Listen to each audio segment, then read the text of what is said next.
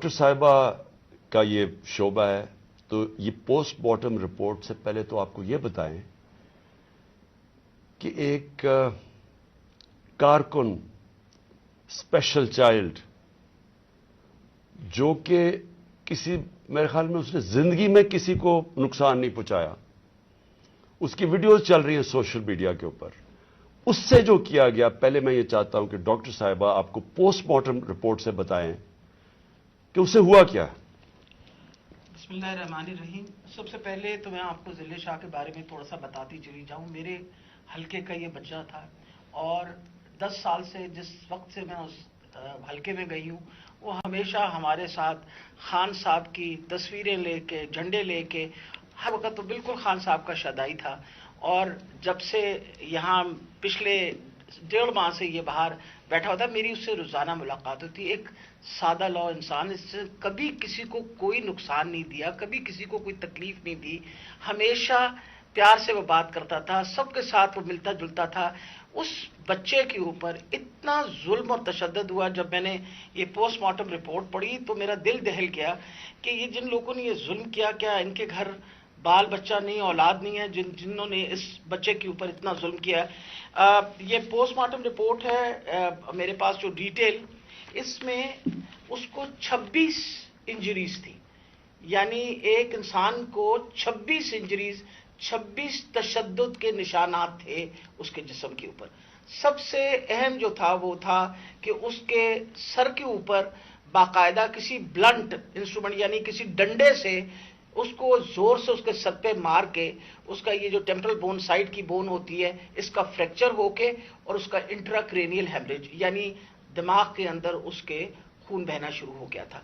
उसके साथ उसके जो जिस्म के ऊपर उन्होंने तशद्दुद किया, खास तौर पे पेट के एरिया में, तो उसकी वजह से उसकी तिल्ली और उसका जो जिगर था वो भी फट गया और उसकी वजह से इंटरनल हेमरेज शुरू हो गई। और जो चौथी सबसे आखिरी जो 26वीं इंजरी है, वो सबसे ज्यादा तकलीफ है। वो बेचारा पहले ही तुमने उसको मार डाला, उसके बाद उसके सर पे इंजरी करके उसके जिस्म के ऊपर उसकी तिल्ली भी फाड़ दी, उसकी वो क्या कहते हैं ब्लंट इंजरी की वजह से उसका लिवर भी रप्चर हो गया, उसके प्राइवेट पार्ट्स यानी उसके जो प्राइवेट आजाद है उनके ऊपर भी तुमने तशद्दुद करके टेस्टिकुलर डैमेज किया। मतलब इससे ज्यादा तुम किसी इंसान पे क्या तशद्दुद कर सकते हैं। मैं तो ये देख के रिपोर्ट मैं आपको बता नहीं सकती कि ये हम जैसे डॉक्टर्स जो हर वक्त इन चीजों से, हमारा भी दिल दहल गया कि ये एक इंसान के ऊपर, और वो भी एक ऐसा सादा लॉ इंसान, उसके ऊपर इतना ज्यादा तशद्दुद किया। मेन कॉज जो उसकी डेथ की थी वो ये था कि उसके ब्रेन के अंदर, जो उसके दिमाग के अंदर जो हेमरेज हो गया यानी खून निकलना शुरू हो गया, और जो तिल्ली और उसके जिगर से जो खून निकला उसकी वजह से वो बेचारा बच्चा जो है वो अल्लाह को प्यारा हो गया। जी शुक्रिया डॉक्टर साहिबा। मैंने ये चाहता कि आप पहले ये समझ लें, फिर से मैं ये बताना चाहता हूं, वो स्पेशल चाइल्ड था। वो एक क्यों उससे सारे प्यार करते थे, क्यों, और उसकी जरा वीडियोस देख लें, सारे सोशल मीडिया पे उसकी वीडियोस चल रही हैं। उस तरह के इंसान से ये तशद्दुद करना, मैं सोचता रहा हूं कि अल्लाह हम किधर पहुंच गए हैं, या हम किधर तक गिर चुके हैं। क्या एक कौम इस तरह की चीज की इजाजत दे, और क्या अल्लाह की बरकत आ सकती है उस कौम पे? जब इस तरह का जुल्म होता है कौम पे, और वो कौम जुल्म को सह जाती है और अपने आप को बचाती है कि अच्छा मेरे ऊपर ये जुल्म ना हो जाए। जिस तरह जानवर नहीं होते कि वो देख रहे हैं कि शेर ने आके एक जानवर को पकड़ लिया, बाकी सारे जान बचा के भाग जाते हैं। हम भी वो फैसला कर लें कि जानवरों का माशरा है या इंसानों का माशरा है। इंसान का माशरा इंसाफ अमर बिल मारूफ पे खड़ा होता है।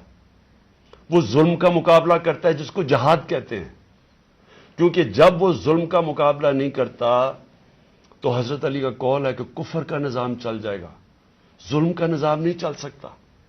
ये हमारे निजाम के ऊपर ये जो डॉक्टर साहिबा ने अभी पढ़ के सुनाया है, मैं आपको ये यकीन दिलाता हूं कि ये सब आप समझ लें। अगर एक कौम इसके ऊपर अपनी आवाज बुलंद नहीं करेगी, और जो कमजोर तरीन जहाद है कि जुबान से इसके खिलाफ नहीं बोलेगी, تو یہ قوم کو جینے کا حق نہیں دیتا اللہ. وہ قرآن میں کہتا ہے کہ میری زمین پہ نکل کے دیکھو کتنی قومیں میں نے تباہ کی جو میرے حکم پہ نہیں چلی. ہم تباہی کا راستہ ہے یہ ہمارا. یہ جو پاکستان سے ہو رہا ہے، میں نے ہوتا ہوگا دہشت گردوں سے، شاید ملک کے غداروں سے اس طرح کی چیزیں ہوتی ہوں.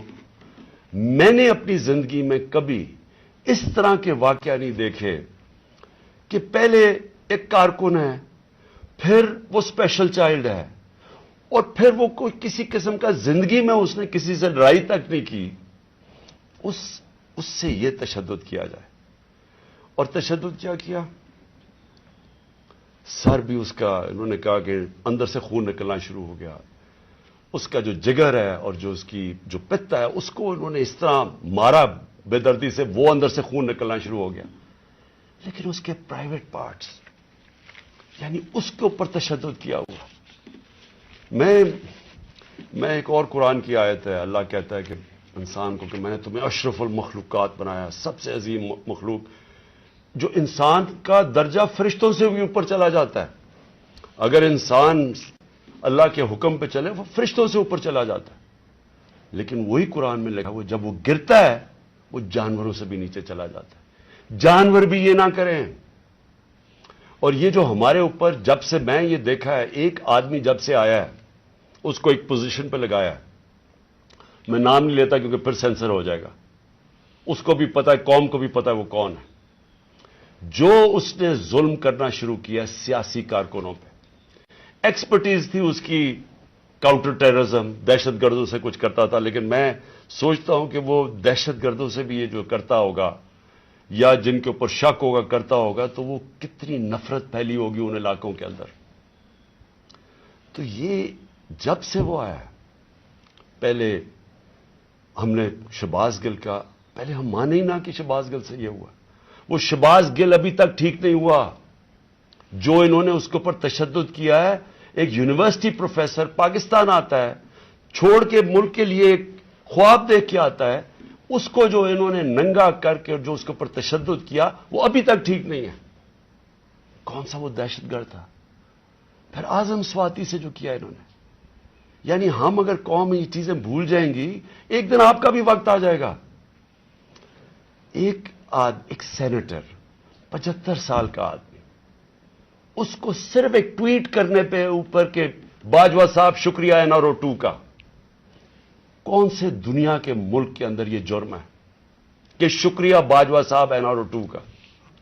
لیکن وہ کوئی سپر کنگ، کوئی فرعون کہ کسی کی جرت پڑ گئی، رات کو اس کو مارا، پوتیوں کے سامنے اس کو 3 بجے آ کے گھر میں تشدد کیا.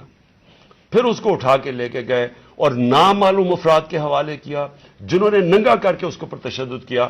اور جب اس کو مار رہے تھے تو سنا رہے تھے اس کی چیخوں کی آوازیں، اور اس میں بتا رہے تھے اس کو کہ بتاؤ یہ عمران خان سے کیا جائے گا.